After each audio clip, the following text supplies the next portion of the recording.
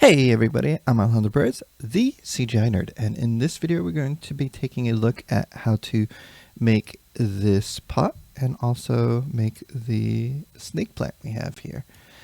We're doing it all procedurally, so we have a whole bunch of custom attributes that we can adjust on the pot and also on the snake plant. We have the custom attributes here that we can really go in and customize how these assets look and create different variations that we can use inside of our scenes. All right, I'll see you guys in there. All right, let's get started. We're going to start off by creating a pot. So we're going to create a geometry node. I'll call this pot. And then I jumped inside of it. I just pressed enter once I completed it. Went into it. You could also double click. And then I'm right clicking and I'm going to go in and create a tube. Let's add end caps. And then let's take the height, right click, copy parameter, and then here in the Y, so it's X, Y, and Z, let's paste relative reference. So we're going to basically take whatever the height is and divide it by 2. So whenever we adjust the height, we have the height being adjusted there. Let's add more columns. Okay, and then now that we have that, let us take, we have 2 radiuses. One is, oops, not rotation, but radius. One is the top and one is the bottom. So we can make adjustments there. And then let's transform. And then let's do a Boolean here.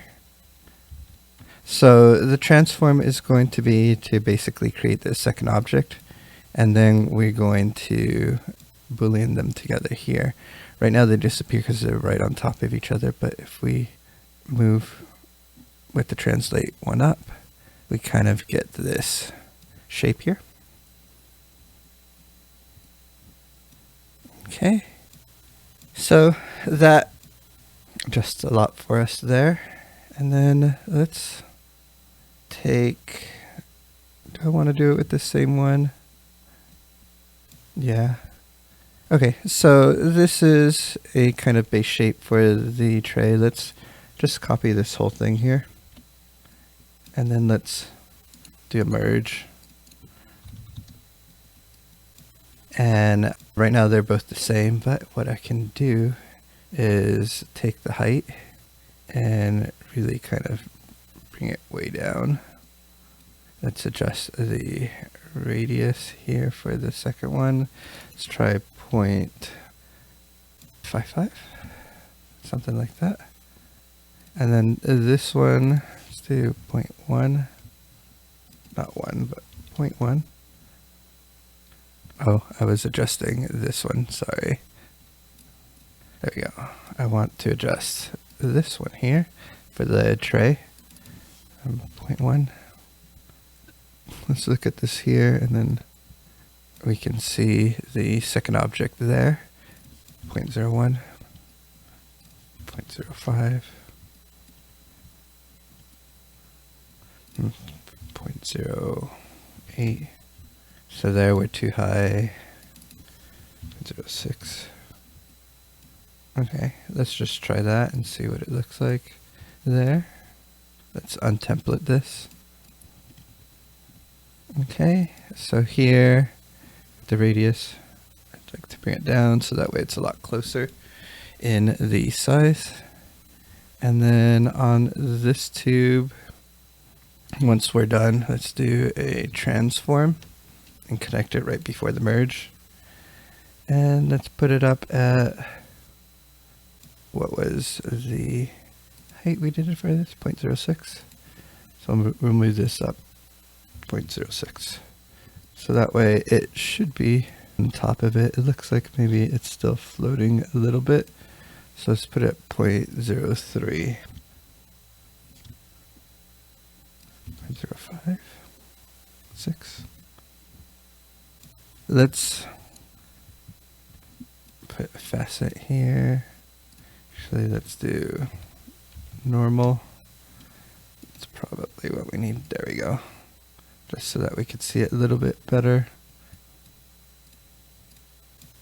I'm going to shake this off and just connect it all the way in the bottom. Okay, and then I'm going to adjust these radiuses down just to make it a little bit more form-fitting.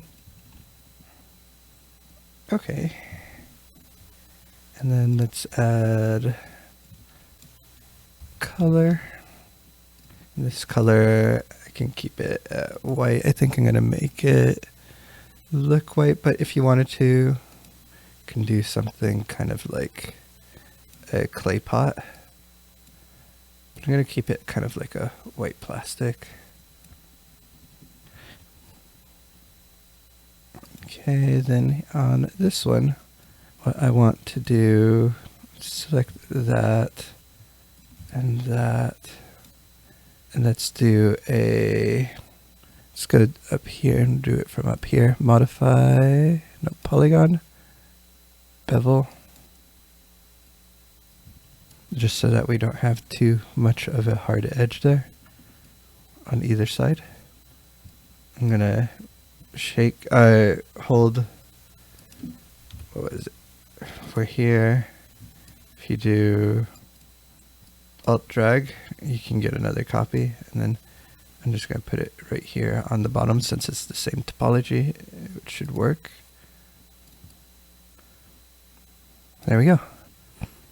Alright, so we have a workable pot for us that we can use, and we'll take a look at maybe adding a set of controls here where we can control the pot, so that way we don't have to kind of dig through all the nodes. We can just look at one node or control node and be able to control everything that we need in here.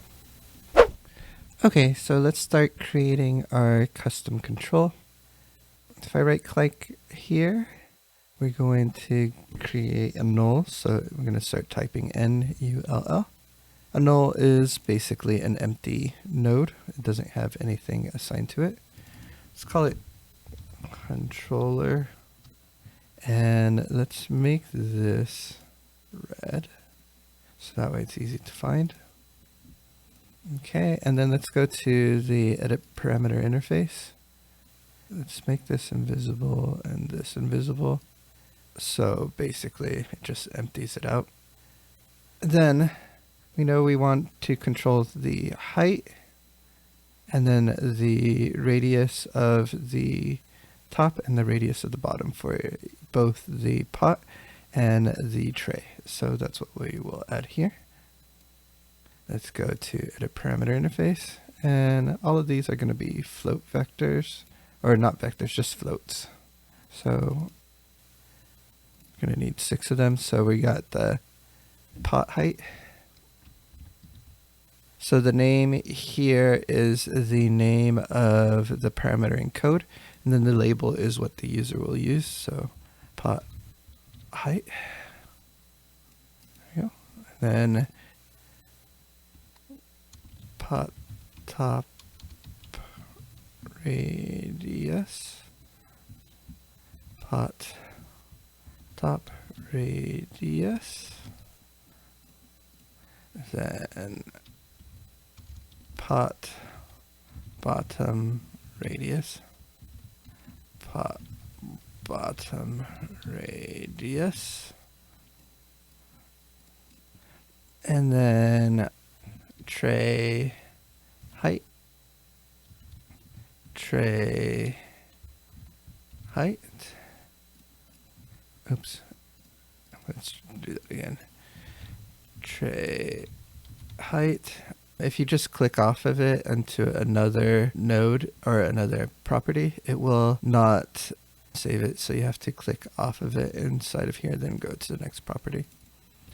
Tray top radius. And then again, change the label. Tray top radius. tray bottom radius, tray bottom radius. Okay, and then let's accept. So we can see we have all of these properties. Then we're going to want to feed them into here for each one of them. So let's see. Right now, by default, it's going to go to 0, so I don't want it to go to 0. Let's look at the height. So the height for the pot is 1.25. So let's go to the edit parameter interface, and then channels, default for the pot height, 1.25. Accept. You can see that it changes that there. So let's copy this parameter and then go to the height for the pot, paste relative reference, and then now we should be able to control the height of this object. Okay, so now that we have that, we can affect the top and bottom radius. So by default, it's going to be 0.6 and 0.4. So let's go back to the controller and edit parameter interface. Top, by default, it's going to be 0.6. And then the bottom is going to be 0.4. Let's accept. Then we can copy parameter, paste relative reference, and then do the same thing for the bottom radius. Copy parameter, paste relative reference. There we go. So we should be able to adjust that here so we can get different thicknesses, or not thicknesses. And that was something that I was thinking that might be useful to have as another one, basically one where we can control the height for this so that we can make it like thicker if we wanted to, because like looking at it, when we adjust the height down, like it would be nice to be able to like take this and tweak it down so that way it looks more proper. Let's look at it when we have it at this height at 1.25. See, then it becomes pretty thin here. Maybe, yeah. So maybe I can do like an adjust thickness and adjust depth. I think that's what I'm going to have here. I'm going to add edit parameter interface. I'm going to add 2 more parameters here at the pot. And we're going to need 2 more parameters at the bottom as well. Okay, so let's go to the parameter names, and then this is pot thickness,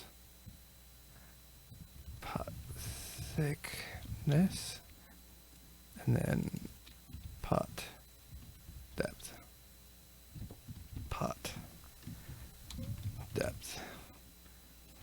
and then we'll do this, but for the tray thickness, tray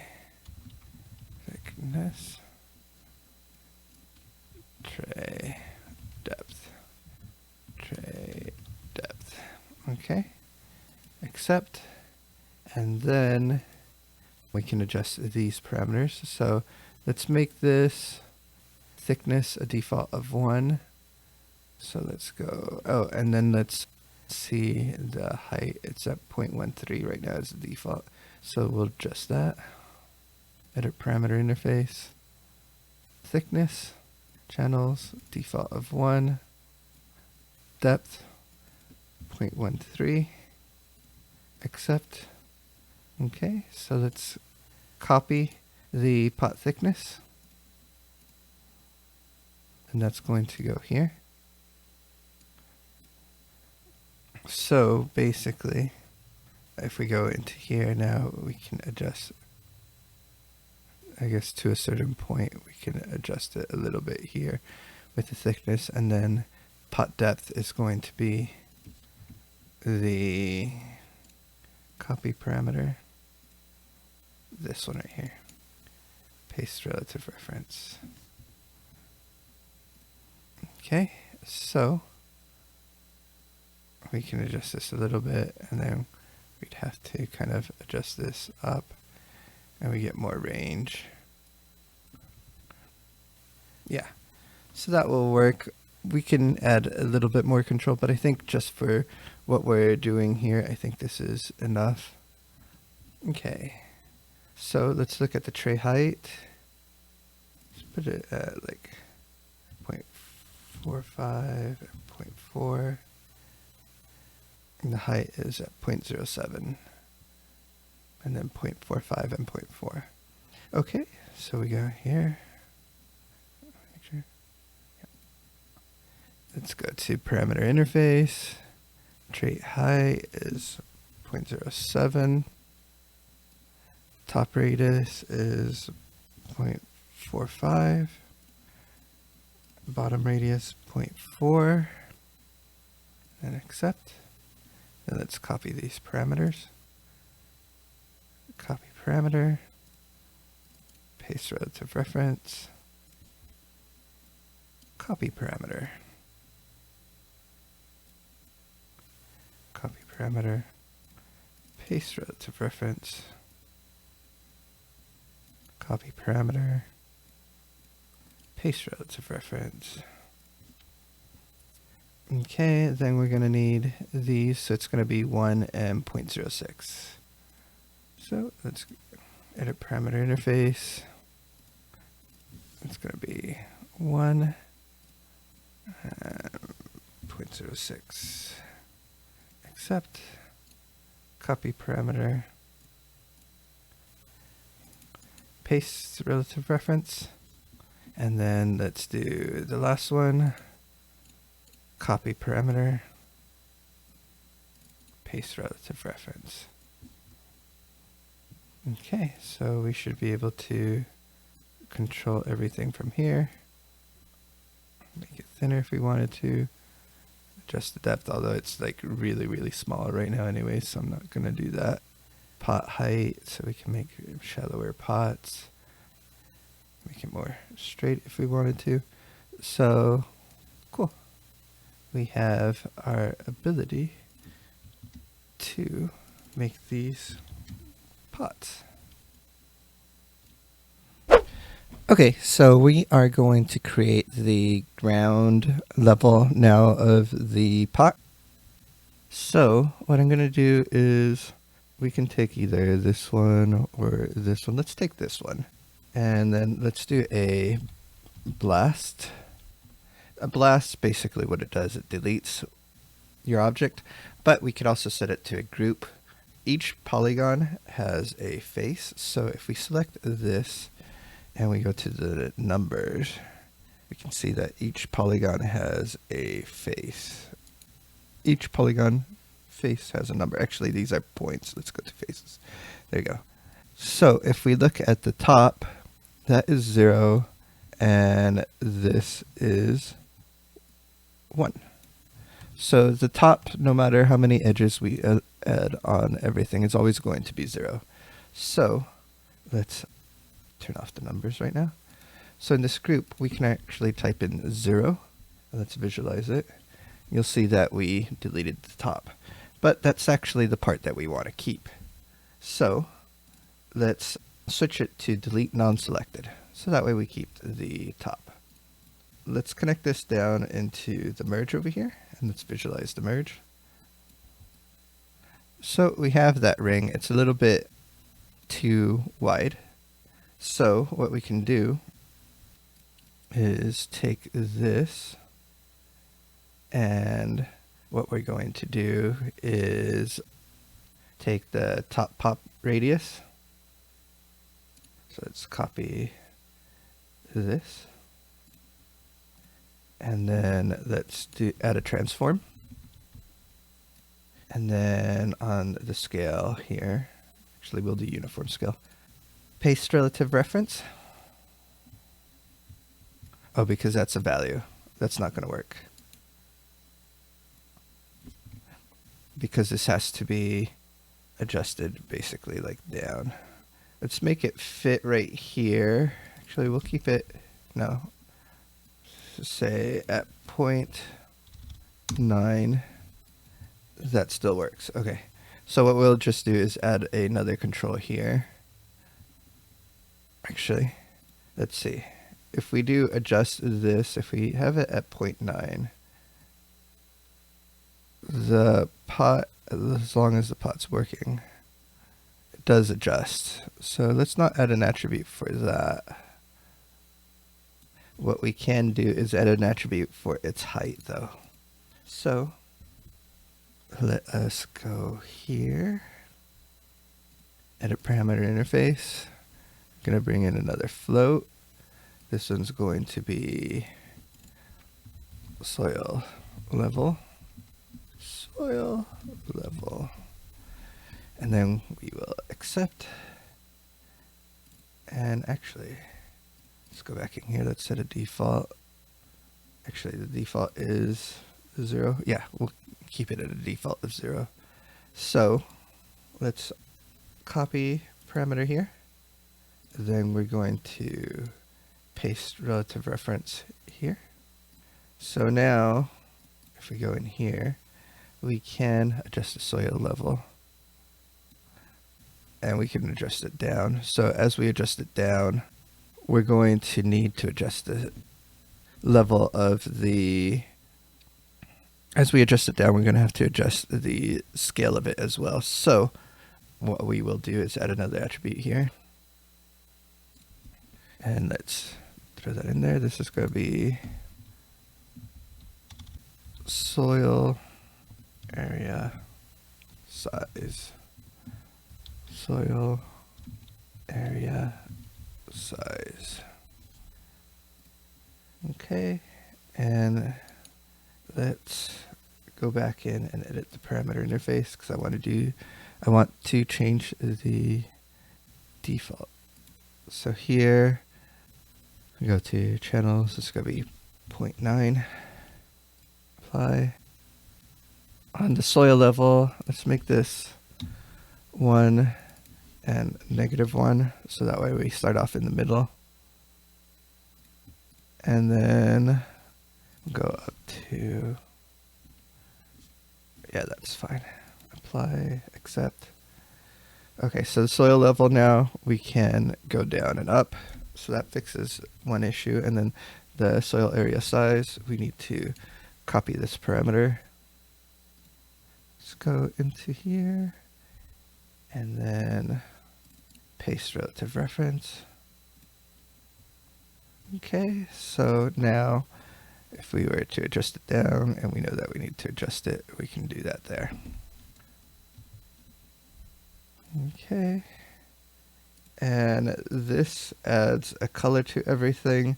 I don't want the white to be assigned to the rocks, so let's cut this and we'll add another merge down here. Oops, not remeshed. Let's try that again. Merge. There we go. And connect this and then connect this. We have these set. Okay. We're going to take a look at creating some ground elements here. So let's go through and let's try to remesh here. So that remeshing gives us kind of new geometry here. Let's see, like that. And then tangent size. In order to get more geometry, we need to decrease this number. Let's do something like that. And then let's add a mountain node underneath it. And there, that is good. It's just a bit strong. So let's take the amplitude and decrease this just so that there's some variation in there. And let's go into smooth shaded so that way we can see what it's looking like, and that's looking pretty good. So with this, we have an offset value, and the offset value gives us kind of like different looks of the ground. So let's apply that as a attribute here. Edit parameter interface. Let's throw that in here, and then this is going to be our soil seed. Let's call this change soil random, something like that. Except, and then let's copy this parameter, and then in the mountain node, paste it in the offset. Okay, so now we should be able to get different values in here. I like that as a default. Let's add a color, and this color we're going to make into a soil color. Right now it looks like coffee. Okay, so let's add some stuff to this. So I want to kind of add, we can make it like pebbles, or we can make it like just kind of rough rocks. So we'll see. We want to scatter, and basically that's going to add a whole bunch of points to this. And then let's do a copy to point. That's not the geometry we want to copy. So we want to connect that to the template.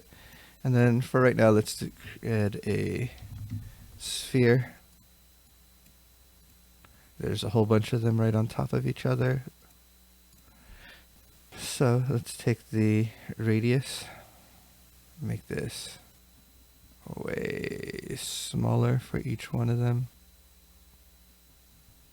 And let's make this a mesh. So if we look at this, that's going close.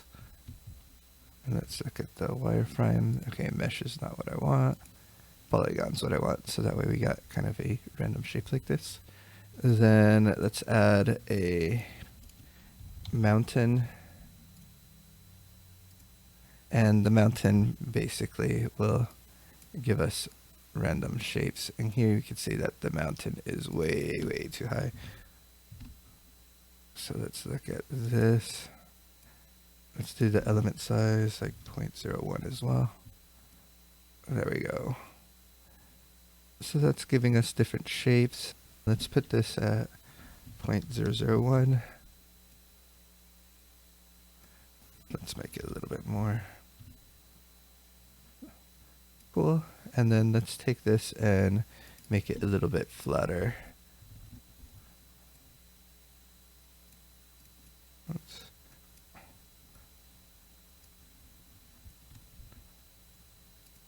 Let's see. 0.08. There you go. There we go. So that's less flat. Then we should see these. These would look more like pebbles. And then copy to point. Let's go here, so that we can see kind of what it's looking like. And then we do want to randomize some of these values because they're all exactly the same right now. So let's add a for loop for each point.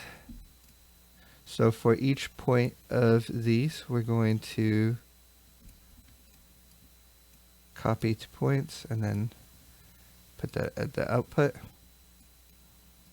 So it's still doing the same thing, but basically it is going to be going through and I'm doing each individual pass. So if we look at single pass at 0, it's going to do that 1, 2, 3, 4, 5. So it's going through and it's going to do each one of them individually rather than copying to all the points at once.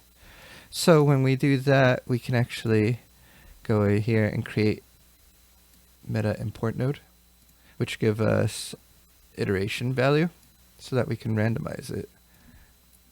Let's go to the mountain node, and on this offset value, let us write an expression here. So let's go to expression, edit expression. We can type it directly there, but it's a little bit easier here because that way we get to see more of it. Detail is going to let us get that value, the iteration value. The surface node is what we need for the first thing. So let's do this // and then it's going to be for each metadata, and then you can close that, comma. The next one is the string for iteration. So when we look at it here, we have that value there. So let's do iteration. And then the last value is an index value that we will need to include, but we can just leave it at 0 because we don't have an index there. So that's just going to give us the iteration number right now when we apply it there. So that will do something. Let's go over here. Let's accept. So we should see some kind of variation where they're not completely the same shape. You can see that there's some randomness there.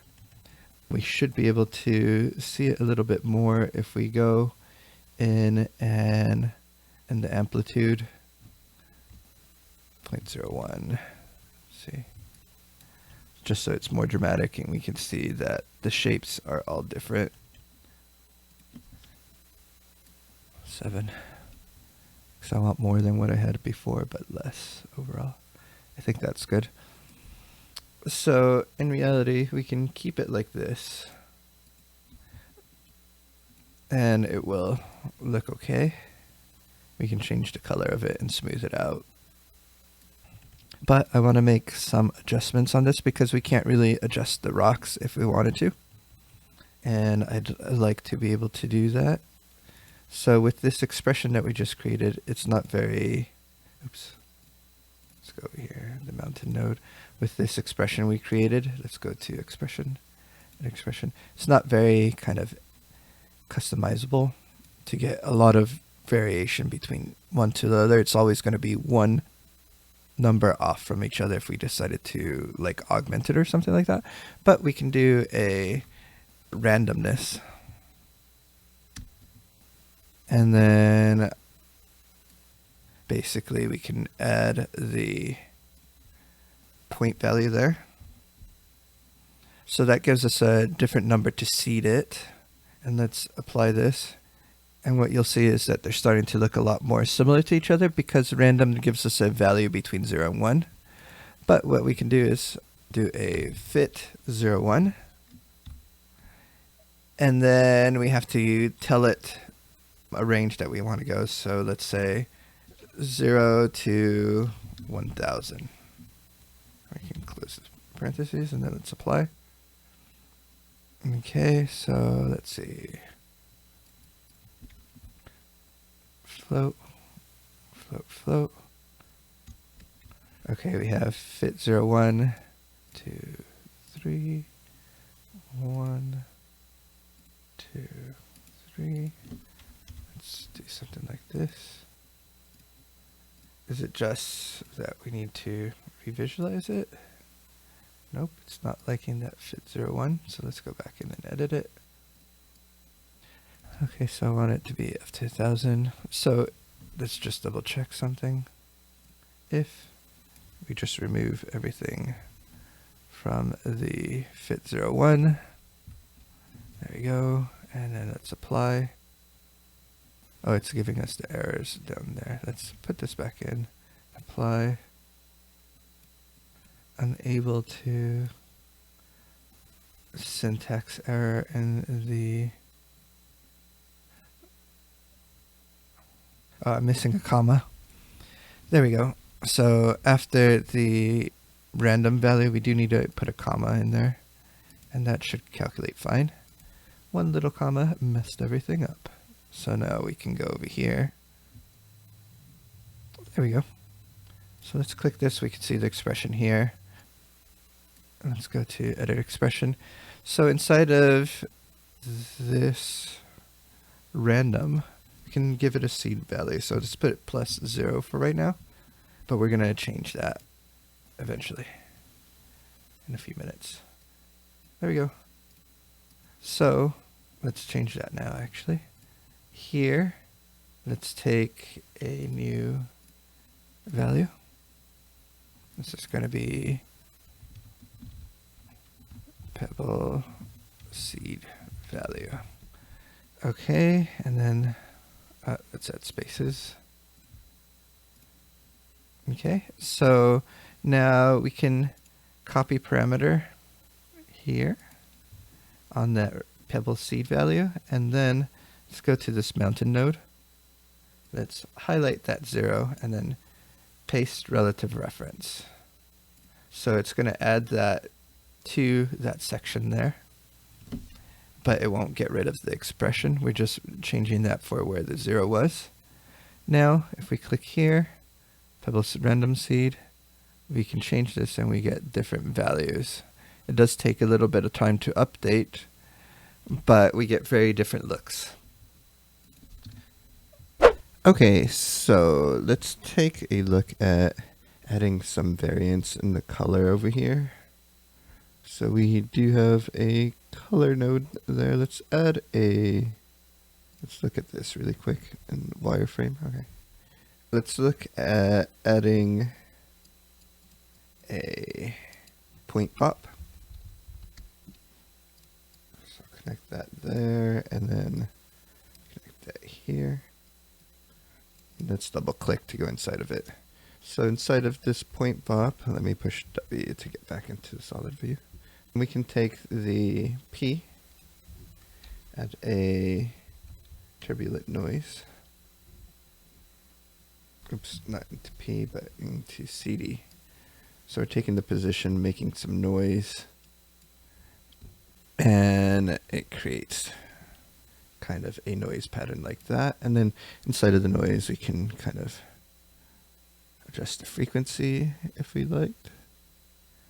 I'm going to do something kind of like that.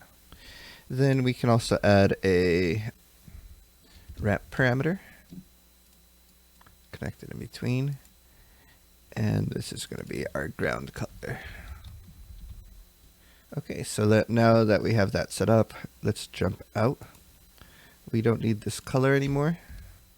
And if we scroll down on the point pop, we can see that we have some colors here. So if we go through and change this, we should see some change. Let's double click, go inside of it. Okay, we can see the color there. Why are we not seeing the color over here? Okay, it just needed to be refreshed. Good. So here, this one, I'm just going to make it darker, like a dark brown. And then I'm going to click on double click on the white. Going to add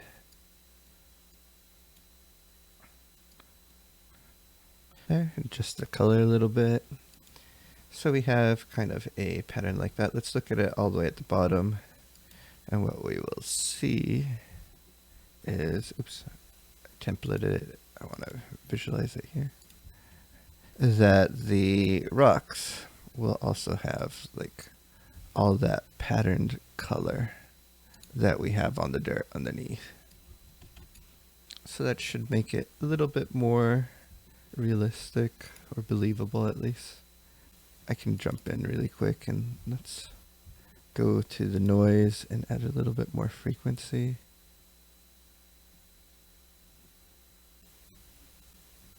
Oops, it jumped off to 3. Let's put it so like 25, 25, and 25. Okay. So I like that. We can maybe do like some smaller noise. Okay. I think that works out. That way it breaks it up and it's not like one solid color for everything. Okay, let's jump out to the pot level. And then I think I'm going to keep this size. I mean, you can customize anything on here. So if you wanted to, like on the sphere, like you can make a slider that lets you adjust the size of these. But I think I'm going to leave it where it is right now. But yeah, other things that you can add for customization is the size, the frequency. So you can go into the scatter points and you can make like less points. So let's say you only wanted 10 points, but you can also make these bigger so that they fill it up. And 10's probably a bit too low. Maybe it'd be like 100 instead of 1,000. So you would have 10 of them, make them bigger, and then you can even change the color.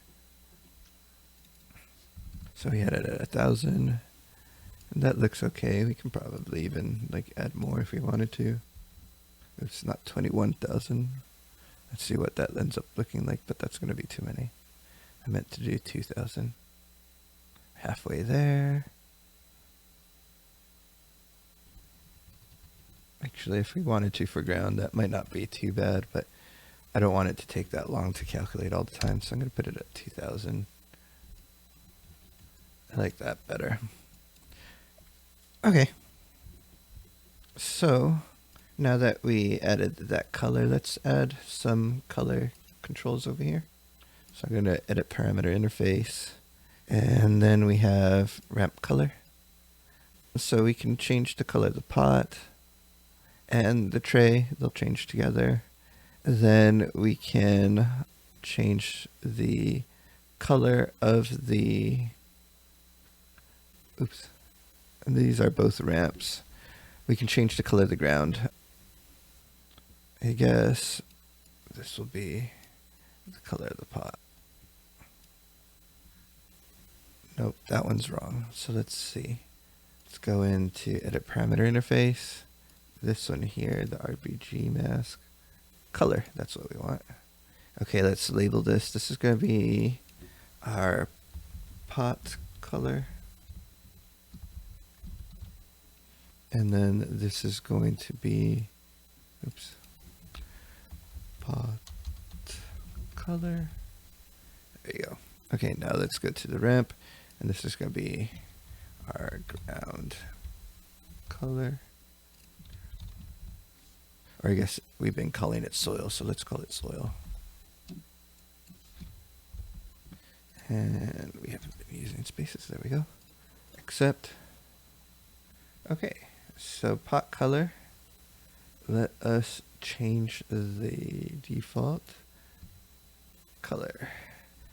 And I didn't separate it from the tray because it has the color coming into both of them there. But if you wanted separate ones, you can put one for the pot and one for the tray. So you would kind of separate them side to side right there. So you would need 2 different colors, and then you can copy that. So it's just white. So let's go, oops. Let's go to our control here. 1, 1, 1. And that's going to be our white color. Let's copy parameter. And then let's go to color. Paste relative reference. Okay, so now we should be able to change the pot color to whatever we want. Okay, so with this, we have the ramp on the point pop. Let's copy the parameter here just so that we don't have to figure out those exact colors. And over here on the soil color, let's right click and paste values. So that way it just pastes it, but it's not actually doing a paste relative reference, which will create a permanent link. This is just changing the values to match one another. Then we can copy this parameter in the controller. And let's go back over here and paste relative reference. So you can see that it puts all of these green so that you know that there's a link between them. So if I go here, and we decided to change something into like a weird color, you can do that and make it green. You can see that it does take that color. And if you wanted to, you can kind of add more variations if you wanted to.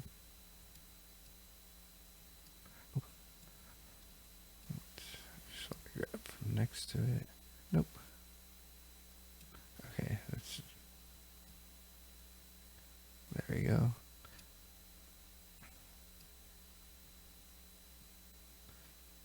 And let's bring this more over here. So you don't have to leave it at like 2 the way we had it a little bit ago. That'll break up the noise even more if you add more colors. It takes a minute to update when we're looking at it because of all the pebbles it has to apply to it. And then if you drag these down, there we go. You can remove each one of those points. And we can get back to something like we had at the beginning. Just trying to find a range where I like the, leave it like this, because we're going to be looking at these at like about this distance here. So we just need a little variance. That's fine. I'm going to put this at 1 just so that way it matches. But yeah, we'll be looking at the plants like from like maybe something like this at the closest, and maybe up to something like this at the furthest. So that makes it all work right now. Okay, let's take a look at adjusting this parameter interface now. Let's go into the edit parameter interface, and what we're going to do is we have folders here. We're going to drop in 3 folders. So one, we're going to have the pot itself. Then we are going to have this for the tray. Okay, and then we're going to have the soil. And then this is the last one of the tab group, so we're going to tell it to end tab group here. Then we have all of these pot attributes. We can take them, drag them into the pot folder. And right now with the folders, you can see that they're set to tabs, but there's other different options like collapsible and things like that. So, but we're just using tabs to organize this right now. Oh, pot color will go in here too. There you go. And then tray, we have all the tray attributes and then all the soil attributes. There you go. And then let's click accept. So we have pot, tray, soil. So it's a little bit easier to find what we need. We don't have to scroll a lot, which makes things easier. All right. So that's how we're going to organize this now. It looks, let's see, this is fine. That works. Just double check that the elements. Okay. That does look like it works. Looks like the soil though is not working. So let's copy parameter and then let's go here and paste relative reference. For some reason it lost the attributes here. There we go. Now we got them back. I'm going to save, and there we go. We have a clean controller here for us to use.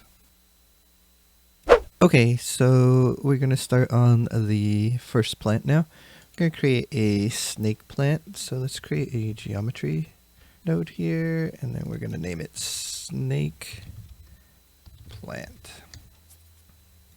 And then I'm going to double click in here, and let's create a grid. And then let's do this like 1 by 1, just so that we can see it on the screen. Let's rotate this 90 degrees. Let's do it -90. There you go. Okay, and then let's make the X, let's say 0.3. That's a good width for right now. And then for rows and columns, if we push W, we can see what we got going down. So I'm going to increase the number of rows until the point where it makes it look more square. It's basically, what, 1/3? So if we make it 33, that should be pretty close to square. Okay. And then let's take the height, which is going to be this value. You can see that we're adjusting the height there. Copy parameter. And over here, we're going to paste relative reference in the Y direction up. Paste relative reference divided by 2. So that should put us right on top of the grid. Okay, and then let's add a bend. And then let's look at what we can do with the bend.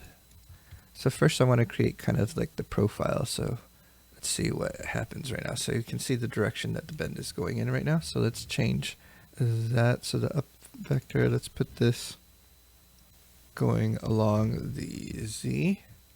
And then the direction, let's put this up in the Y. So now we should be able to see that we're going to be bending this way right now, which we will want that movement eventually. So we'll keep this, but let's create another bend.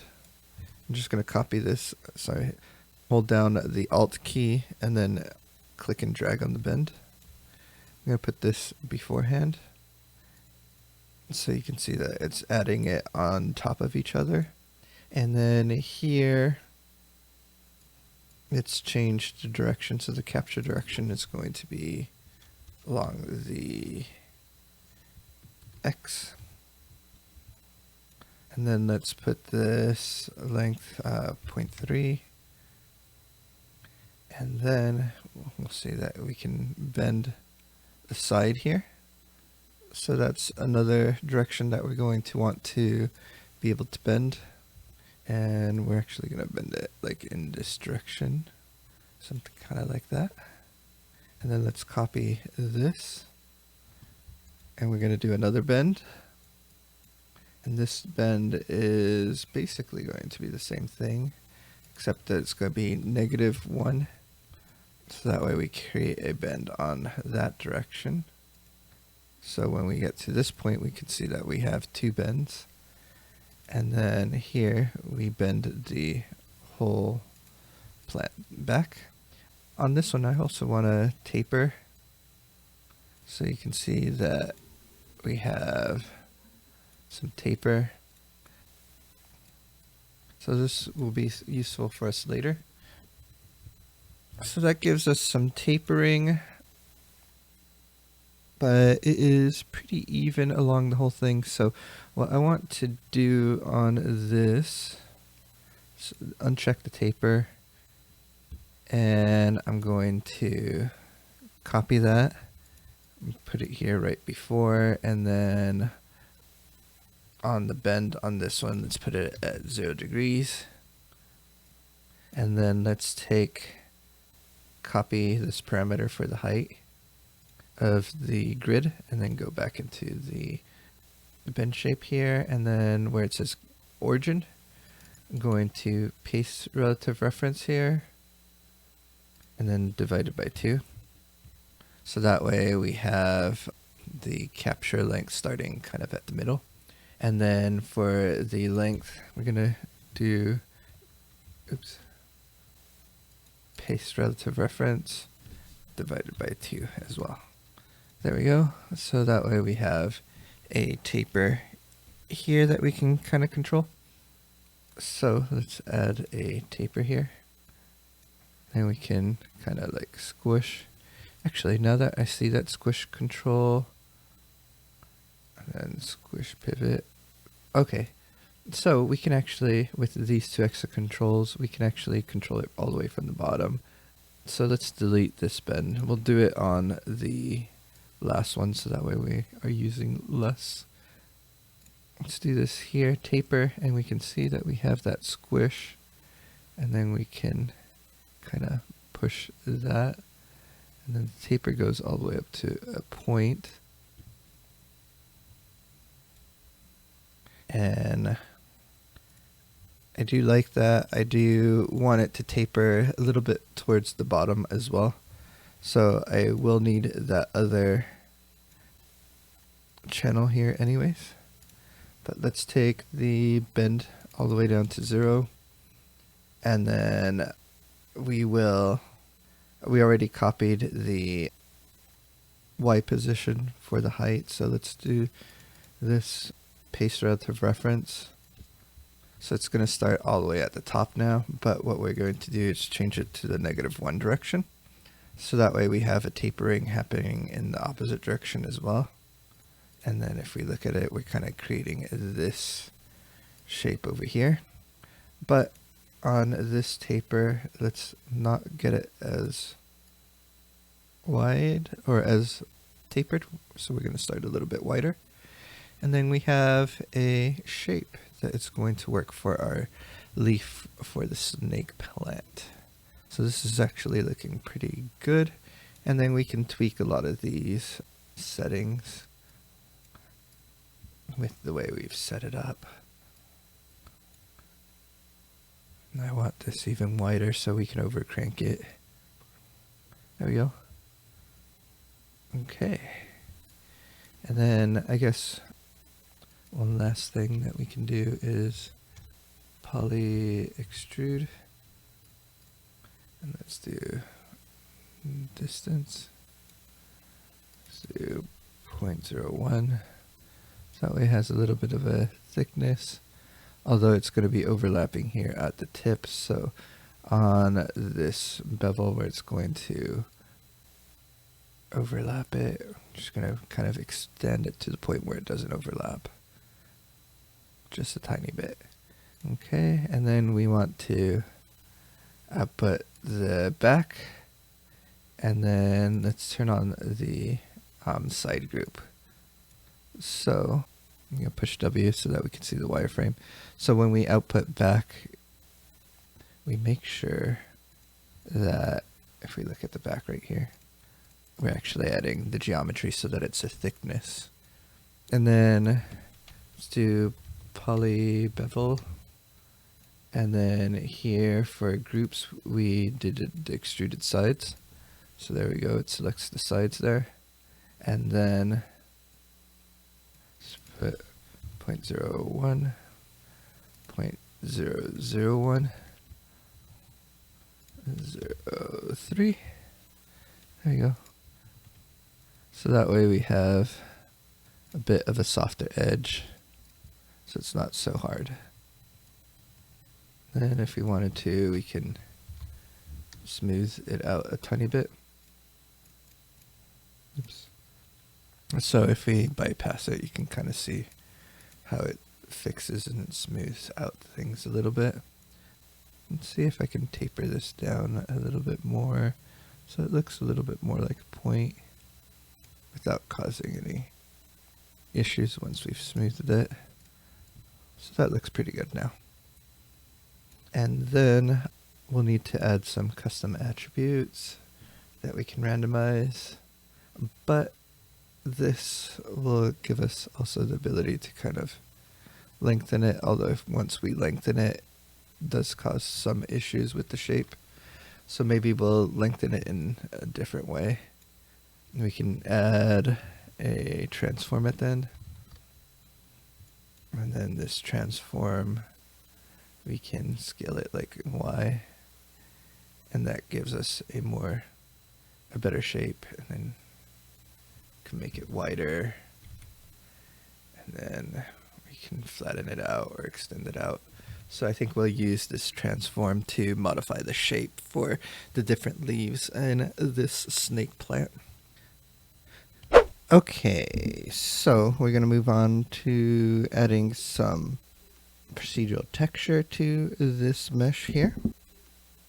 To do that, we're going to base it off of the points right now of this mesh. So let's take a look at doing that. If we look at the wireframe right now, we can see it's pretty low density, so we need to increase that on this mesh. I'm going to do that with a remesh. And then for the target size, it's at 0.2, so it's trying to make each edge 0.2. So we have to decrease this quite a bit to start getting the shape back. That looks like it's doing it. It's taking a little bit of time here, but as soon as that finishes, we'll keep that. There we go. So if we look in really close, we have quite a bit of mesh there. And then we can see that there's still some faceting, so we can do like a smooth, because when we remesh it, it's just adding geometry to everything. I'm going to crank this all the way up. I think the max right here by default is 50. Nope, yeah. I'm just going to go through and try to smooth that.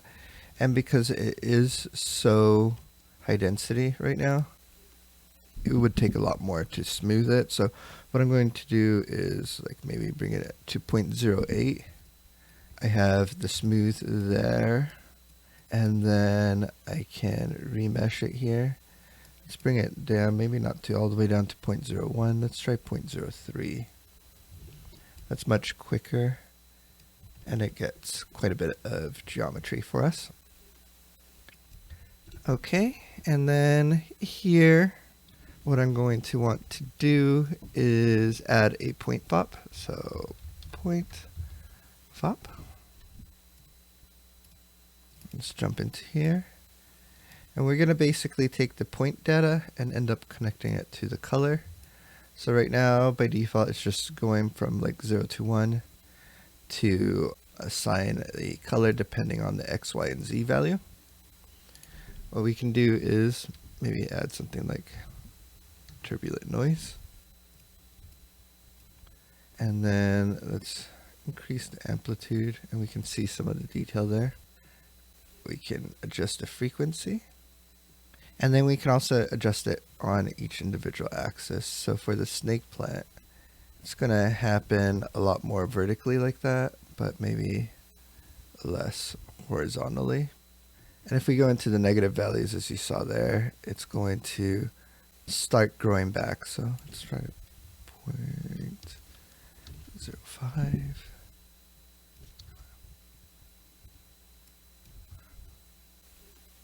And then try to find a pattern that I kind of like for the mesh.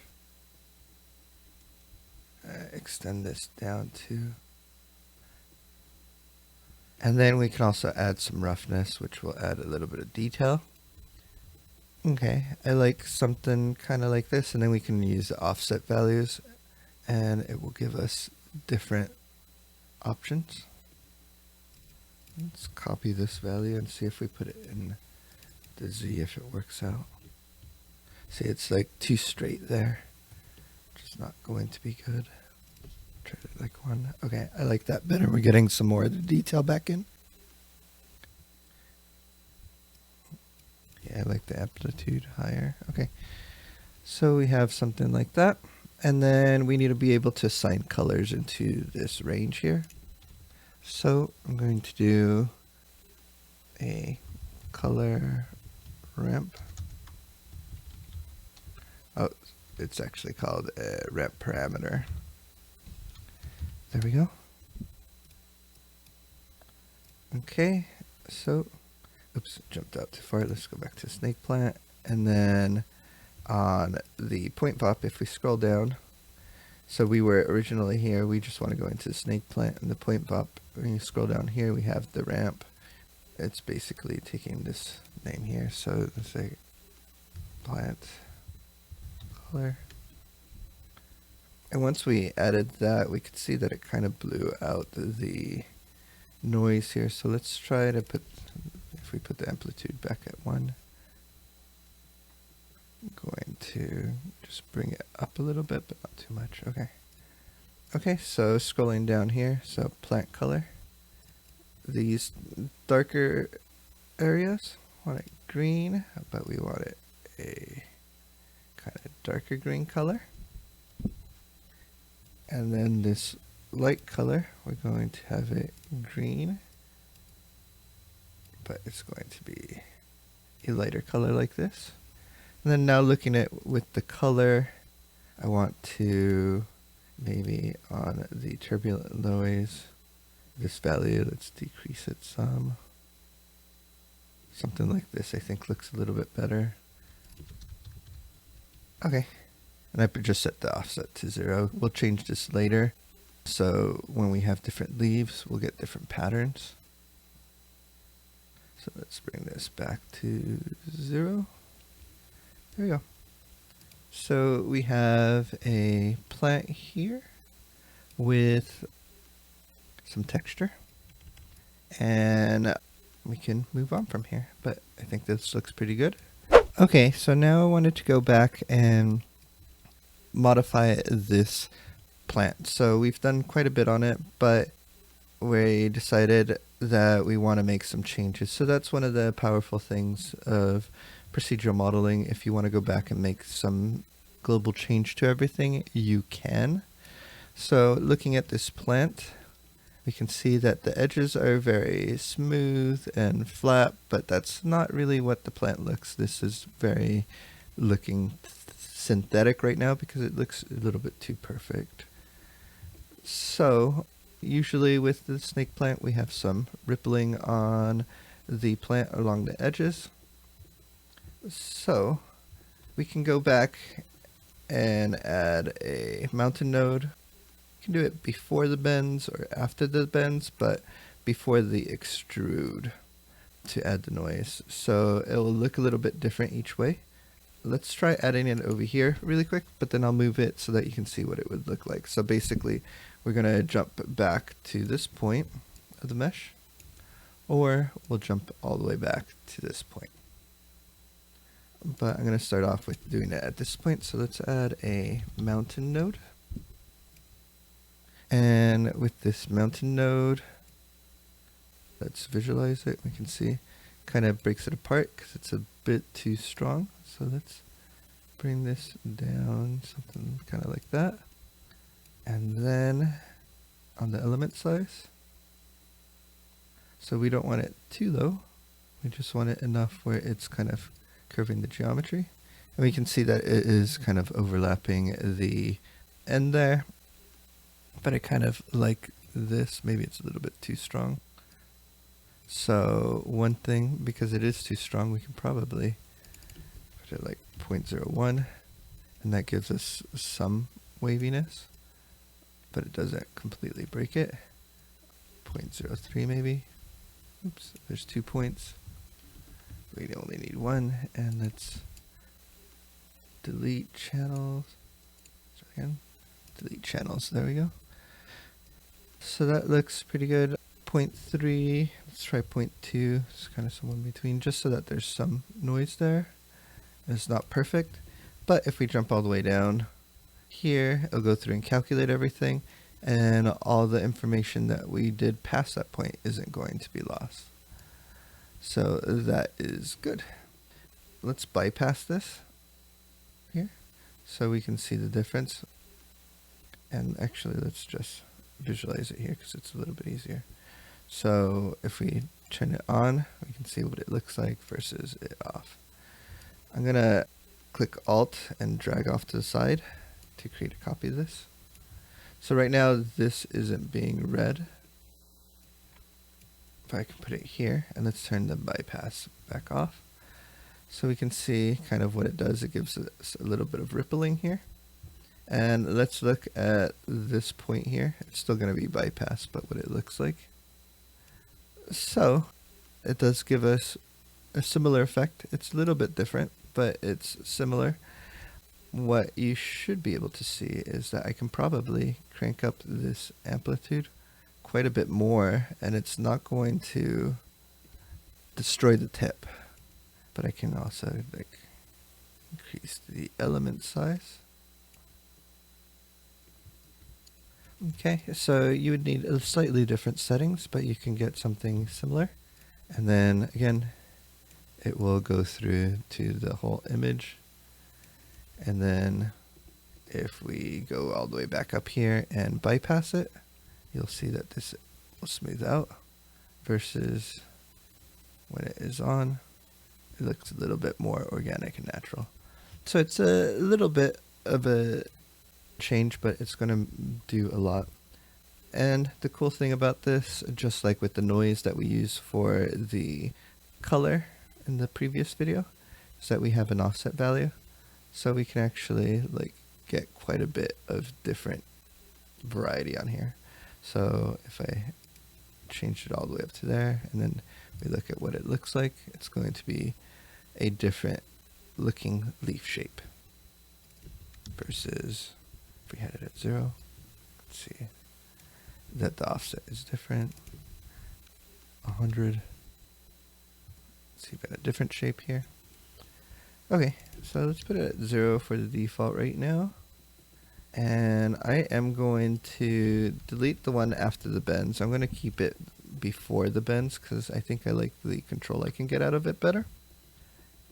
Okay, let's take a look at taking this single leaf and making many leaves from it.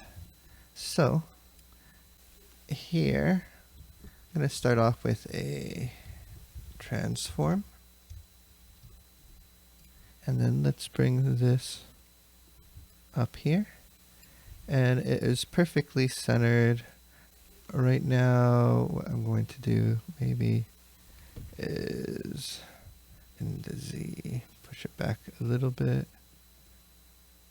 Kind of like that. Okay, and then I want to make copies of this. So what I can do is, let's do a copy and transform. So right now I have one happening each time right now.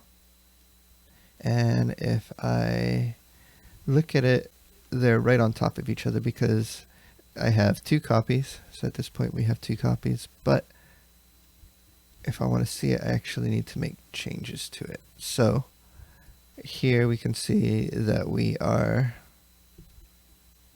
giving it another value like that. And if we increase more copies, what we'll see is that it's going to happen is that it's going to create another copy that is spaced evenly with this. And we can add different values on here as well. So like if we wanted to, we can do something kind of like this. And that's kind of looking like a snake plant. So the value is kind of based off of the rotate value here. Let's see if we can bring it a little bit closer together. No, I don't like that, because this is just basically rotating it out.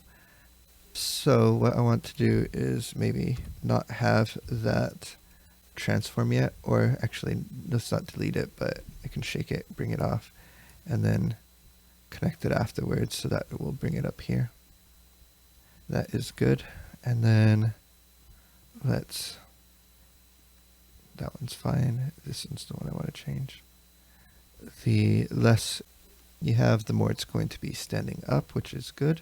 And then we can push it a little bit back here. and each one it's going to be adding 1 to that. So I don't necessarily want to keep on adding because it's going to be going out like that. So what I do want to do is just give it a little bit of space. So let's look at this transform. I'm going to put it here. And on the second one, I'm going to remove the Z translate. But on the first one, first transform here, I'm going to remove the Y translate.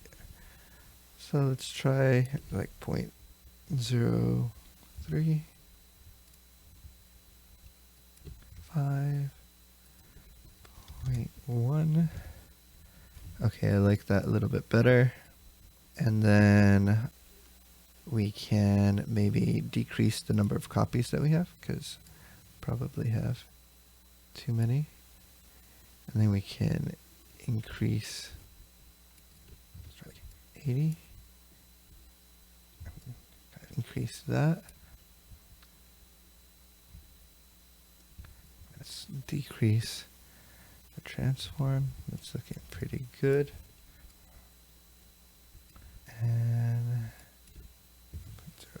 0.07 there, like that. And then let's add maybe 2 more copies. Let's try 8 degrees. And then this is looking pretty good. I'm thinking that now that I see multiple copies of this out here, that the bend is a little bit strong on this object. So again, we can jump back and see the bends that we're creating. So this last one is what I want to manipulate. And this is going quite far back out. And I do want it to go back, but maybe not nearly as much as what I was doing. So if we jump all the way back down here, you can see that we get this, which is a lot better.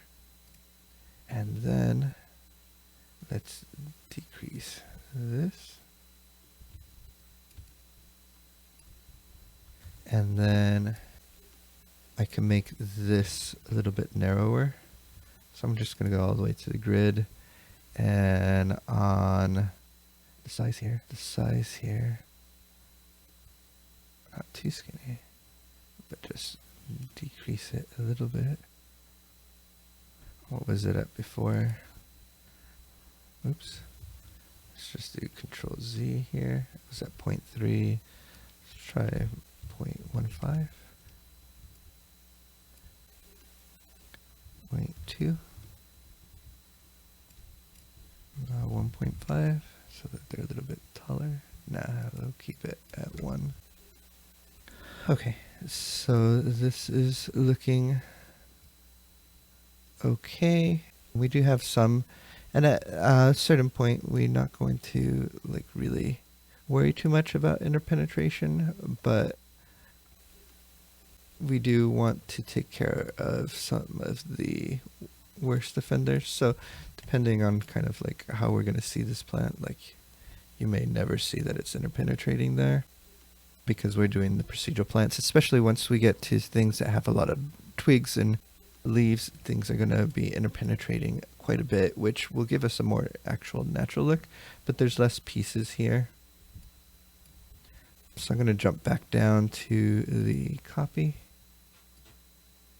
I'm going to add more here, but let's decrease this to like 3. Okay, and then as the leaves go out, it actually kind of gets a little bit smaller. So I'm going to put 0.9, and you can see that the ones on the outside are going to be smaller than the ones on the inside. So this is looking better, but obviously now that we've done that, we might want to make some adjustments. 4, okay. And then let's look at this one. Let's try like 0.1. This first one is really what's kind of giving us some issue. Let's see if I actually like rotate this first one. Not that way, which angle? This one. That actually looks pretty good. Okay, so this general idea is looking pretty good. But one of the things that we are doing right here, which this technique won't give us, is some flexibility to be able to change some of the offset values that we know that we're going to want to change. But it's an easy way to visualize what we are going to be doing. And if you needed something quick and you just needed the shape, like if you didn't have the texture and you just wanted to do, oh, I have that on the color, so let's just add another color to override it. And we can do that like a green color. So if you needed something kind of like this and you were just going to add a color to it, that would be fine. And you can pretty much end it here. So that looks good. But we're going to do another way in the next video that gives us a little bit more flexibility so that we can actually go through and make each one of these textures a little bit different, and then the rippling on each one of these leaves a little bit different too. But this little snake plant is starting to come along. So I like this. We'll kind of basically move this off to the side as one branch, and then we'll do a second branch over here in the next video. And then that way you can see kind of a more advanced way to be able to do this, where we get some more flexibility than what we otherwise have right now. We're going to continue on with the plant. We're going to do the more advanced version of creating the loops. So one of the things that we need to make sure is that we have all the tools that we need. So if we look here, we should have labs tools. Oh, wrong one. It's over here. Then shelves, and we should have side effects labs. So let's turn that on here. And I have it installed already. If you don't have it installed, you will have just this button here. So if you click on this, it will give you a ability to install, or in my case, update the tool shelf. So you can install it, and then you have to restart Houdini and then open it up again, and then you will have all of the labs tools, side effects labs. So we're going to be using one right now, and that is the spiral. So you can see that all the labs tools start off with labs. So if we look at it, it creates a curve that is a spiral. Basically, you can adjust the radius, and that's the inside and outside radius that you can adjust. You can adjust the height, so if it's moving up or down, and then the amount of loops that's happening. So that's kind of how this works. If we look at the number of points, or the points, we can see that there's a ton of points on here. There's actually 300. So this you want to decrease to the number of leaves that you're going to have.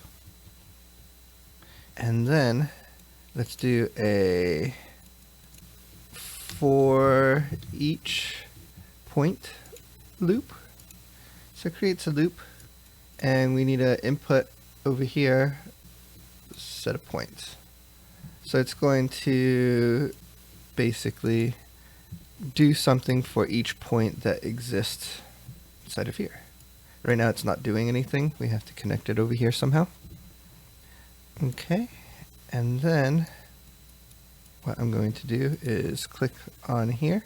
We're going to need to create an import meta node. And this node here, it just gives us some more variables that we're going to be using. In particular, we need to use the iterations. That's going to be important for us. And then we need to be able to do something. So basically this starts and this ends the loop. So like you do something, you come over here, you do everything in between, and then you check this. And on this one, you will see it will check to see if the loop is done. If it's not, then it comes back over here.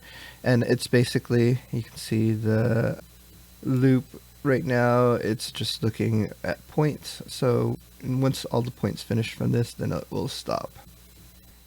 Let's take a look at connecting this now. So we're going to basically do a copy to points. And let's cut this. I want this here, and then the geometry to copy there.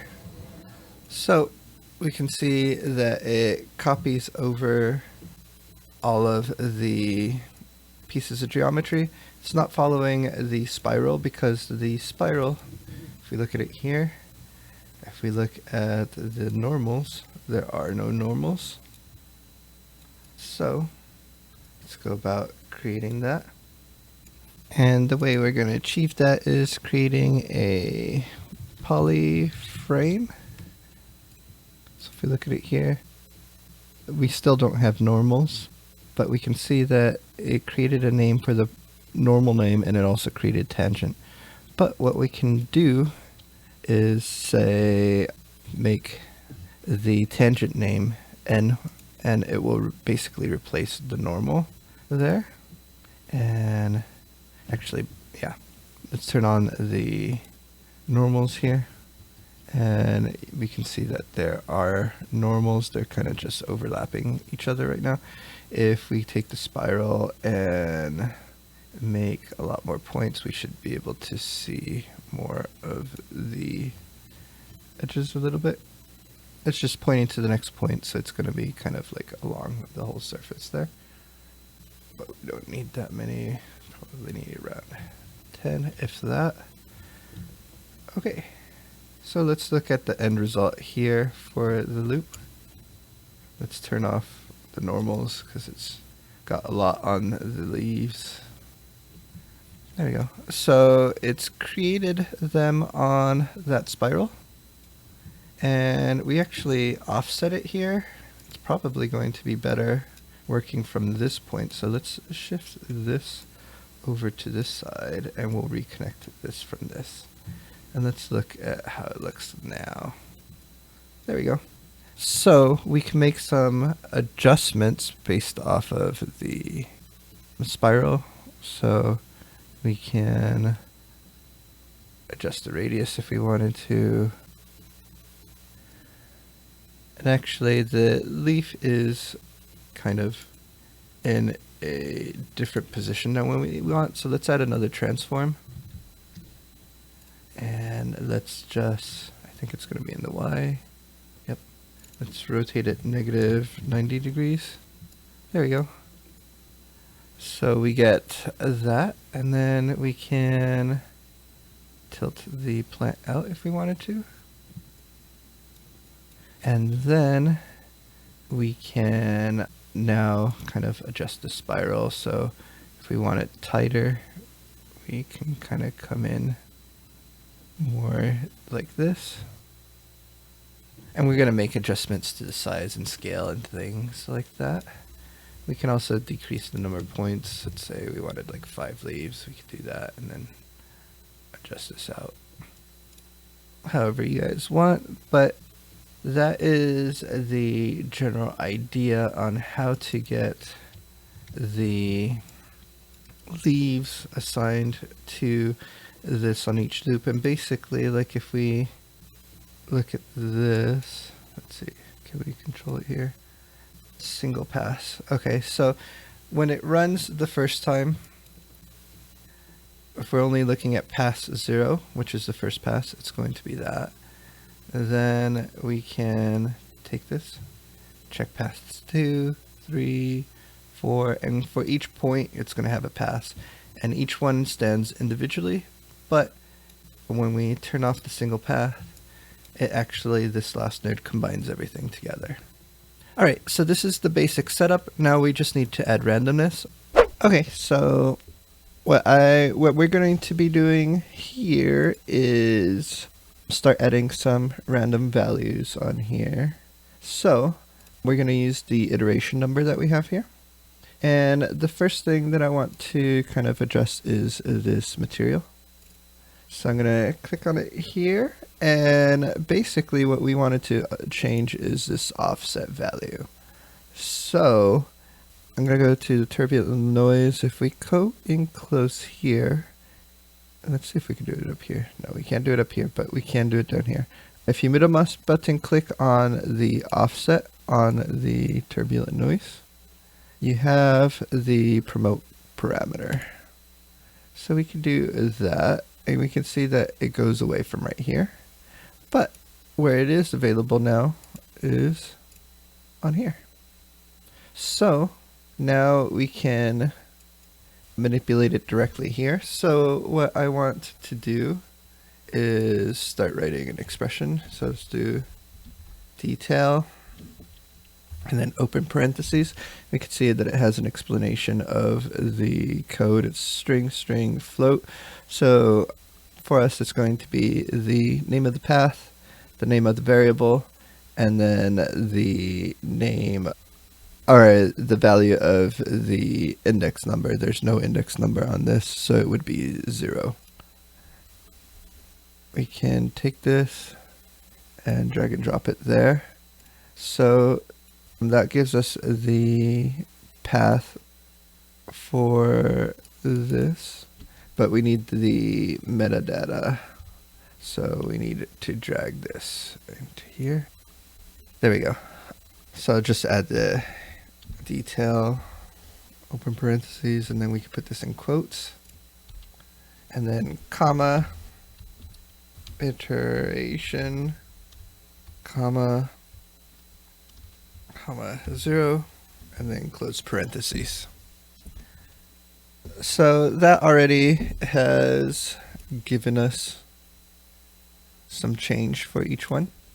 And I'm going to take this and paste it in each one of the next ones. That should give us some more variety.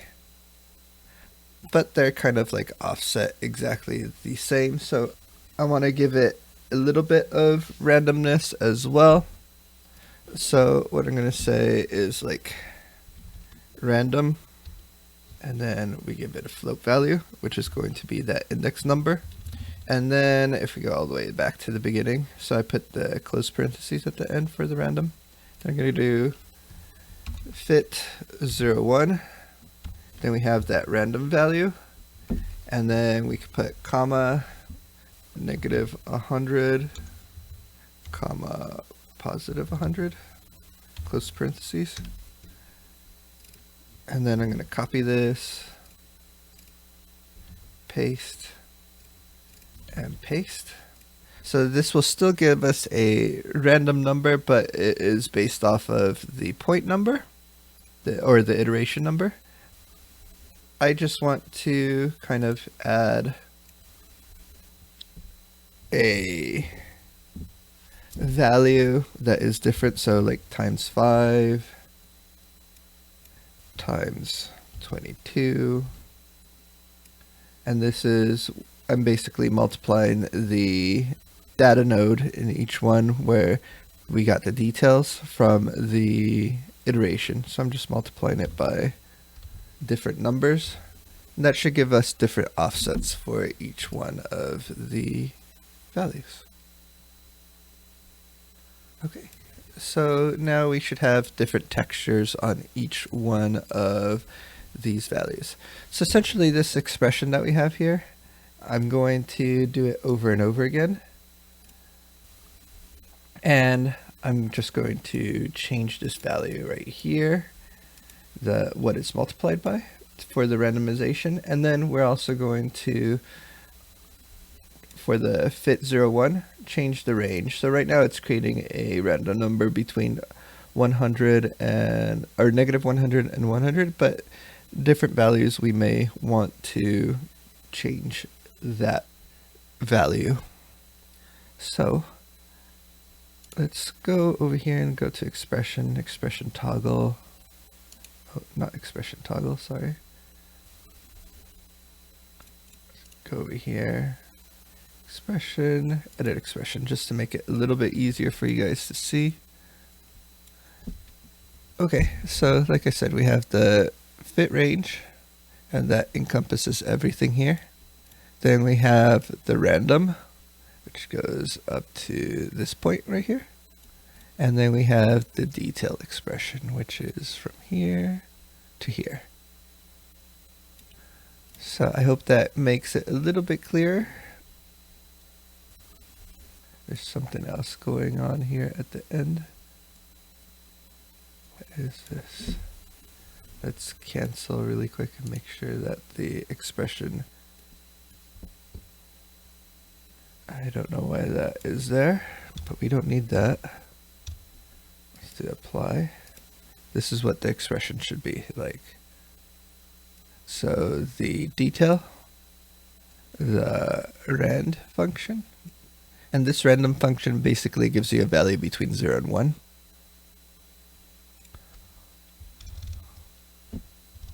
What is going on here? Okay, that looks correct. I wonder if I pasted something. Anyways, I think I cleaned up everything. Let's double check it. The detail function here, the random function goes up to here, and then the fit 0, 1 is everything else. There we go. Let's apply and accept. Let's check the other expressions just in case. Yeah, this looks fine. Okay, I don't know what happened. Maybe I pasted something on accident. Did Control V. Edit expression. There we go. So each one of these looks fine. So we have the detail, the rand function, and then the fit 0, 1. All right. Okay, let's start taking a look at making some adjustments here to the plate. So we have the code that we wrote in here. So let's just go into the expressions, edit expression, and I'm going to select all of this, copy it, so that we can start working with that. Here I'm going to adjust the scale. So if we look at the uniform scale, we can actually like scale the plant so that we can do some changing. So I'm going to clear that and then right click, edit expression, and then let's paste this expression here to save us a little bit of time. We don't need that. I have to check the other one to make sure that one isn't there. No, it isn't. That's what was in this one already.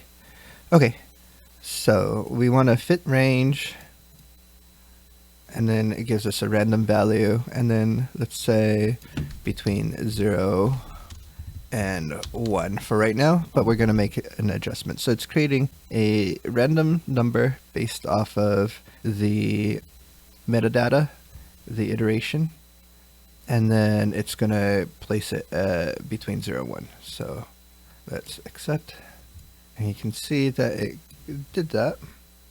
And if we were to create more of them, so let's increase the number of points, for example, you can see that they're all different sizes.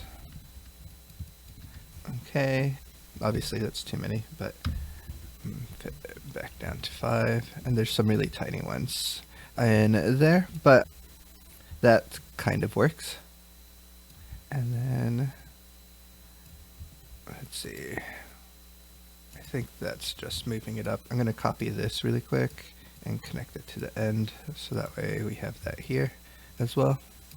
Okay, so this is getting kind of close to what we want, but we don't want it to be completely random. We want the leaves in the center to be bigger, and then as they go out, get smaller. So let's see how we can adjust that. Let's go back into the expressions, edit expression, and we have this random value. Let's clear that, and then let's just say, and we don't want it to go all the way down to 0. Let's say like the smallest one is like going to be a 0.7. And then actually I want to copy this center section where we're getting the detail. the iteration number, so I'm going to copy that.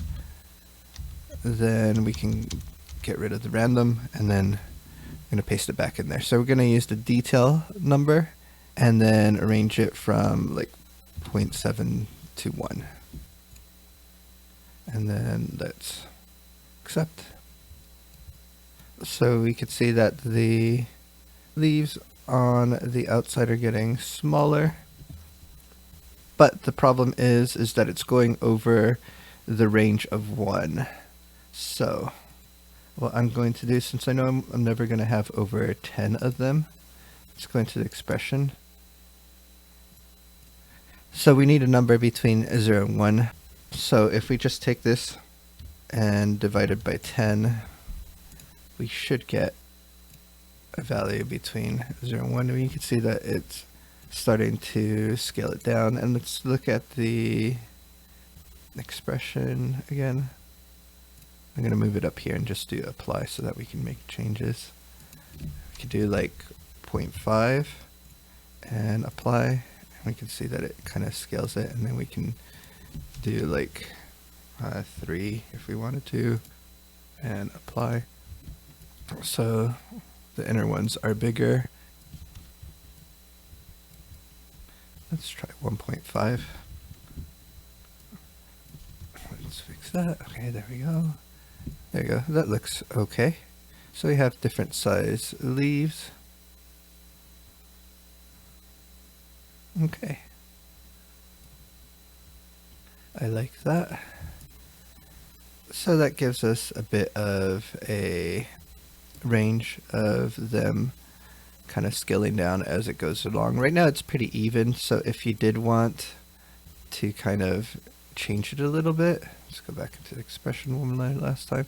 We can add a random number based off of the iteration also, and then multiply it by this or add it, or you can do like a fit range. So let's do plus. Actually, let's just copy, that's good. I had that from before. So let's do rand, and then it's going to be based off of the iteration number. And then we can close the parentheses. Let's make this a little bit bigger. And then we can do a fit range. So a fit 0, 1, and then do comma, and then say like 0, comma, like 0.3, then close parentheses. So that way it adds a number to the end of this that is a random number based off of the iteration number between 0 and 3. And then it will add basically up to 0.3 to the scale as well. So that gives it a little bit of randomness, so it's not completely exactly the same. And like I said, it's all procedural, so that way we can adjust the points and loops and stuff like that. So we can do like, let's say 7. Although that feels like a bit too much, let's just do 6. There we go.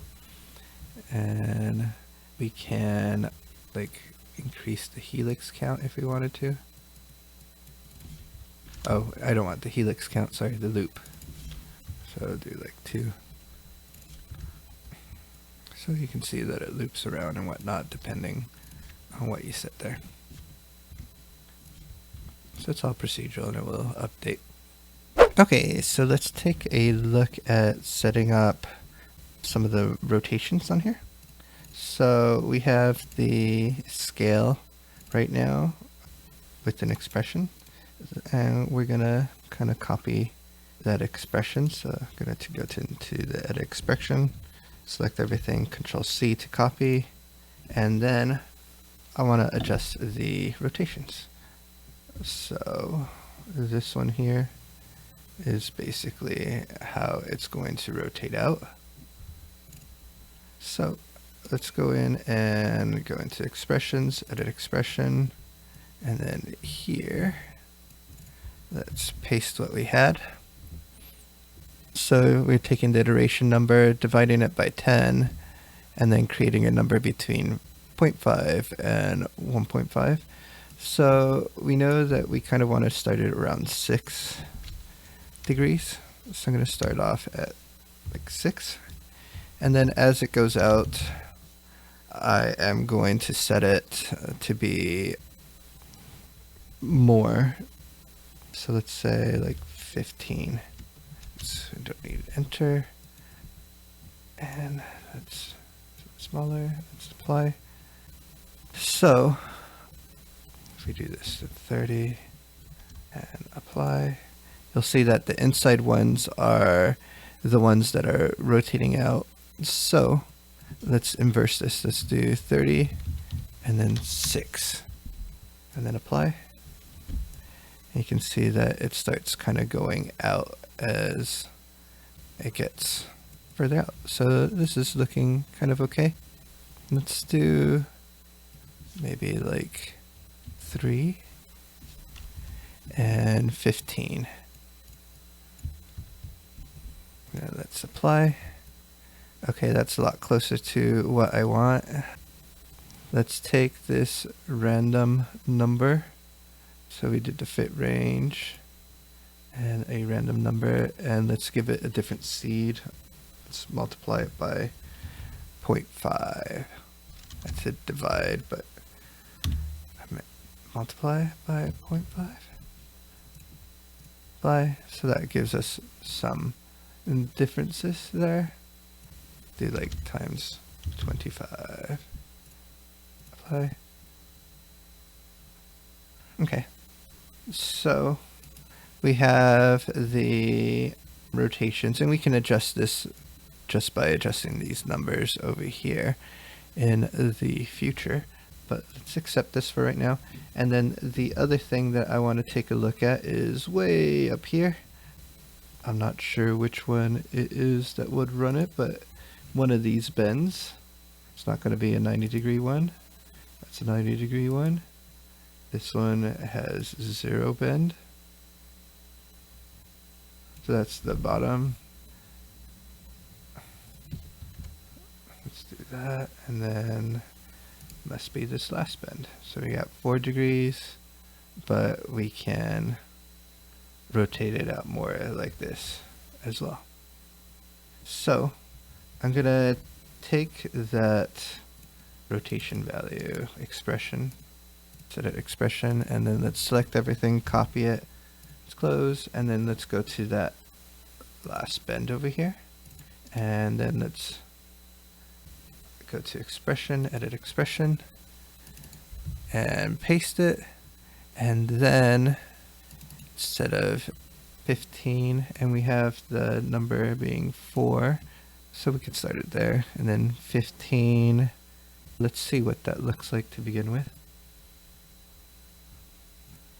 Okay, it's just taking a little bit of time to calculate for each one because it has to go through everything past this point. Okay, let's, whoa, not that high. Let's try like 45 degrees and apply.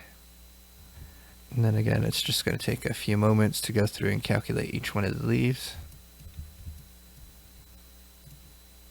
Okay, I like that. There's still a little bit of interpenetration, so I'm going to go ahead and go to this transform, and let's tweak a little bit of this expression. And let's try 20 and apply. I just want to get it past the point where they're like really, really interpenetrating. And then let's put this at like 0. Apply. Because I want the inner ones to be a little bit straighter than what they are right now. I do want the outer ones to be kind of out the way they are now. Let's try 25 here and accept. And then I want to go up to that bend expression that we have and just tweak this. Say instead of 3, let's do 0. I should have done apply rather than accept, but let's see what that looks like. Okay, so let's see. These are staying upright, but it kind of goes down a little bit quicker than I would like. Let's try in the rotation. Yeah, the rotation.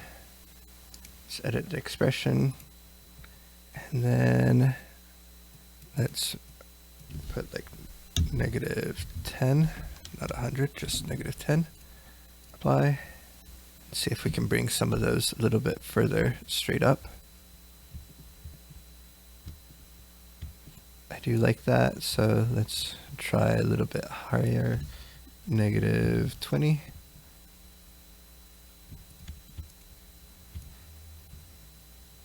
Okay, I like that. I'm just going to make one less point, put it at 5 to get rid of this last one right here. Now, let's try adding one, see if that looks any better. Okay, I like that quite a bit. So especially I like looking at it, something kind of like this that looks quite a lot like a snake plant there. So I'm going to keep it right here. I am happy with that. You can see that it's like straight up, and then kind of some of them, they flare out and whatnot. So that is good. And we can adjust like the radius and the loops if we wanted to. So if we wanted it tighter, it should make this spiral happen a little bit closer. You'll just have to be dealing a little bit more with interpenetration, but that looks a little bit more believable. I like that there. And depending on the angle that you have it, it might be okay. You might want to adjust it up. So that is it for the rotation and the bending. We'll take a look at setting some controllers to make a lot of these things easier to manipulate. There's a lot more that we can customize and make procedural in here, but I think this is a good point where it would give you kind of a good understanding of how to set any of the parameters that you want to be customizable with some random features. And we can see kind of what this one looks like compared to the simple version that we did. So this is definitely passable, but this one is definitely like more involved. It gives us a little bit more control and be able to create a look that we're actually happy with. Okay, let's start making a control for this because we got a lot of stuff happening, but we want a central place to be able to control everything. So let's create a null node and let's color it. We can click this button here, make it red, just so that it's easy to find. It doesn't have to be like red. You can make it black or yellow, just something that is easy to find that is consistent for you. So let's call this snake plant controller. Okay, now that we have that, if we click here, basically we want to add all the controls that we're going to manipulate in here. And then we can do that by going into settings and edit parameter interface. First thing is I'm going to make these invisible because we don't need those. So if we apply that and we look at here, we can see that we don't have those grayed out boxes. Now, what I want to do is figure out what controls we want to manipulate. So let's start off in the top.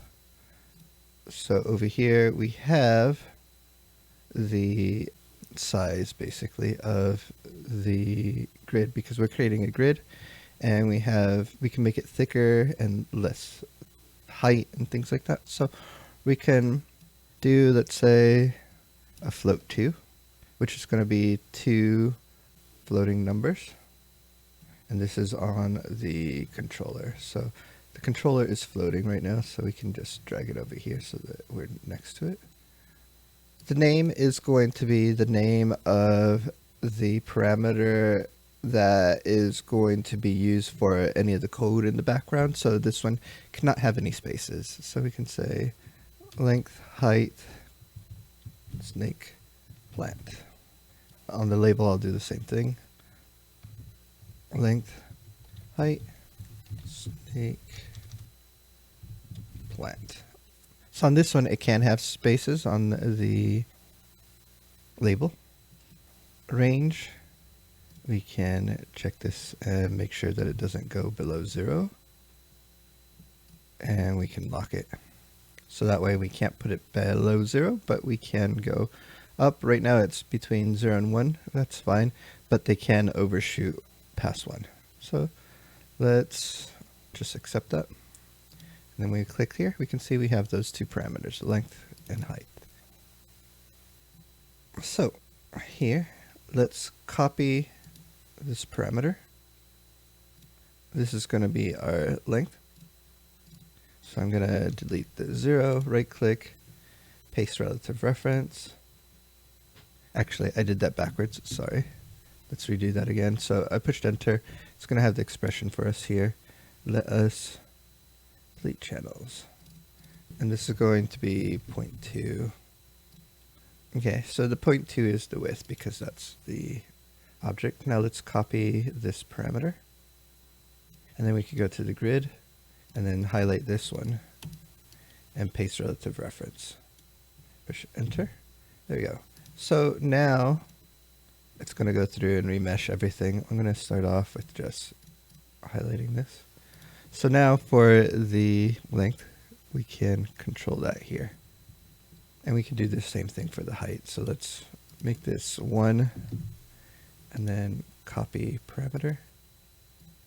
And then select this, paste relative reference, enter. So it doesn't look like anything changed, but we can control this here. So this is going to be basically the height of the biggest leaf. Okay, and then let us look here. We have a mountain node. And what we can do is adjust the offset here. So let us go into here and edit parameter interface. Let's do a single float. It's going to go from 0, 10's fine. And then we're going to say leaf noise. Leaf noise offset. Leaf noise offset. And these can actually have spaces because it is a name that we're going to see. So now we can copy parameter and then on the offset, let's paste relative reference. So now if we adjust this, we get different noise patterns. Then we can also do the amplitude. So let's bring in another float. Leaf, noise, strength, leaf, noise, strength. And that's fine. Accept. And let's copy that parameter. And then we can go here and not on element size, but amplitude. And we can paste relative reference. And these are also other features that if you wanted to, you can change it. I just wanted to know what the number was because it took all of it off. But you can change it through the loop over here and do an expression so that it randomizes each time. I didn't do that with this example, but you can definitely do that with these. 0.12. There we go. So we can adjust the strength of that noise. and we can adjust the pattern. Okay. The bends, you could do how much is bent. I'm not going to do that for this. Extrude, I'm not going to worry about that. Poly bevel, not going to worry about that. Smoothing, I don't need to worry about that.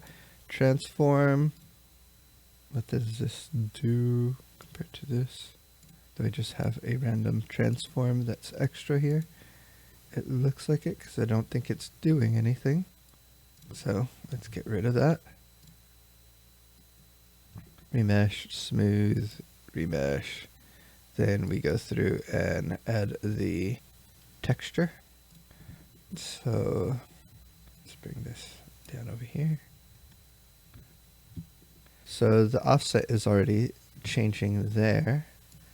But if we wanted to, we can have this parameter here be controlled on the other side. So let's go up here. Let's add a parameter interface, and let's throw color here. I'm gonna apply just to make sure that this is the right one, so we can see that we have the color there.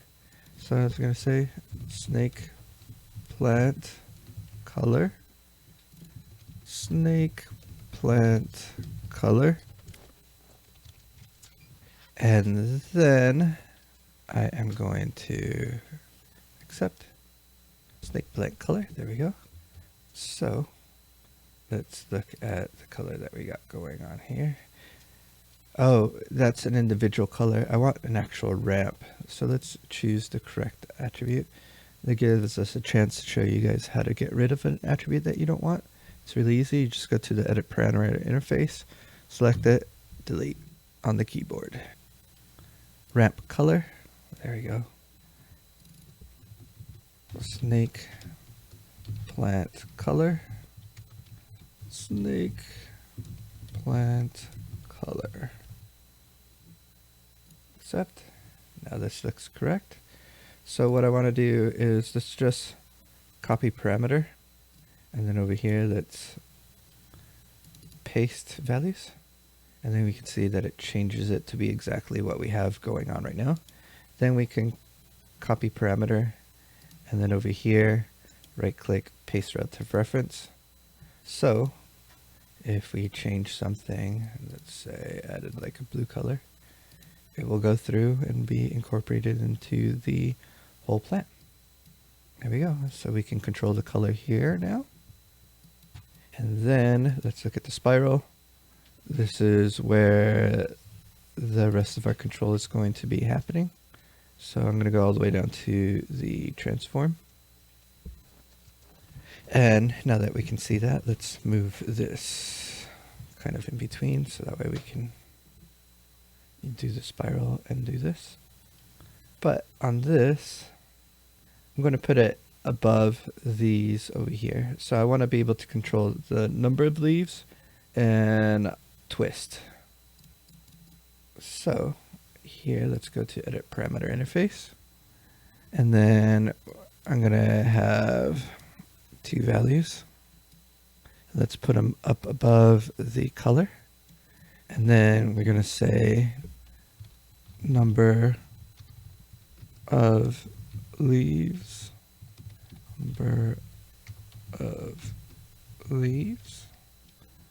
And actually on this one, I did say that it was a float, but here's a good example to be able to change it, because we're not going to have a fraction of a leaf. We always need a whole number, so we need an integer. So we can just go here to the type. Right now it's on float. Just switch it over to integer, so that way we're working with whole numbers. And then this one, twist,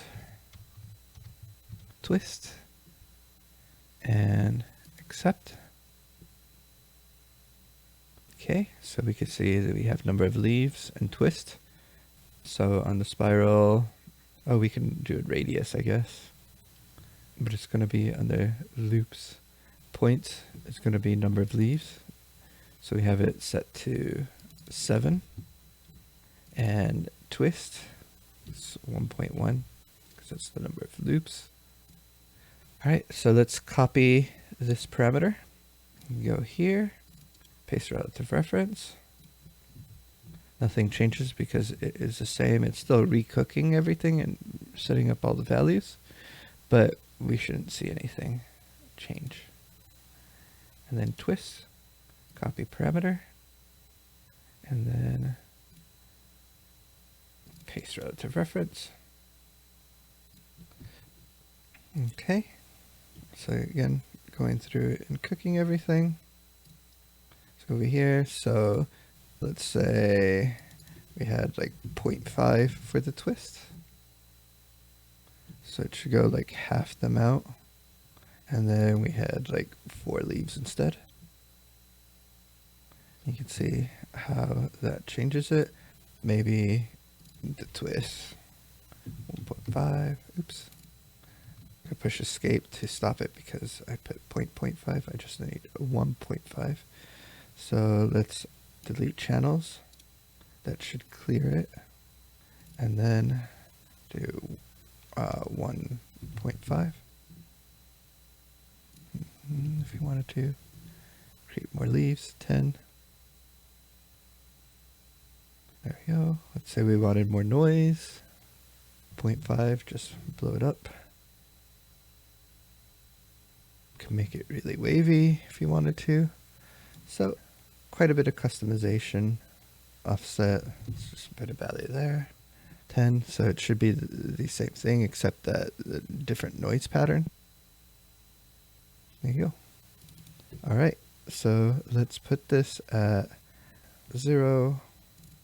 I'm just going to escape while I do this. 0.15, then escape again, 7, and escape, and 1.1.